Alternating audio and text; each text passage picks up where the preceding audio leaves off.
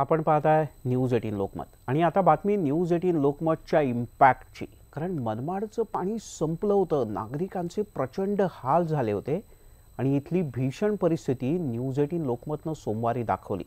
एवढंच नाही तर सोमवारपासून हा विषय सातत्यानं लावून धरला। त्यानंतर प्रशासन खडबडून जागं झालं आणि मनमाडकरांसाठी करंजवाण धरणातून तातडीनं पाणी सोडण्याचे आदेश जलसंपदा मंत्री गिरीश महाजन यांनी दिले। मनमाडची तहान भागणार, करंजवन धरणातून सोडलं पाणी। न्यूज 18 लोकमतच्या बातमीचा इम्पॅक्ट। मनमाड शहरातली तीव्र पाणी टंचाईची विदारक परिस्थिती सोमवारी न्यूज 18 लोकमतनं दाखवल्यानंतर मग जिल्हा प्रशासनाला जाग आली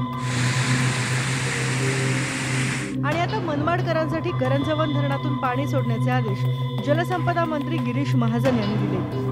हे पाणी पाटोदा मार्गे मनमाडच्या वागदर्डी धरण पात्रात पोहोचणार आहे।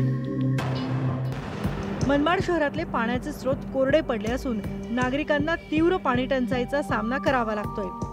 मनमाड रेल्वे जंक्शनलाही या पाणी टंचाईचा मोठा फटका बसलाय।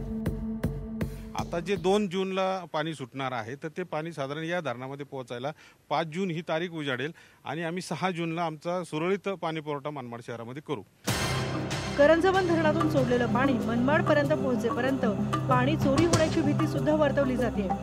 मात्र या पाण्यामुळे मनमाडकरांना काही प्रमाणात का होईना दिलासा मिळणार आहे। प्रशांत वाघसह bureau report news 18 Lokmat Manmad.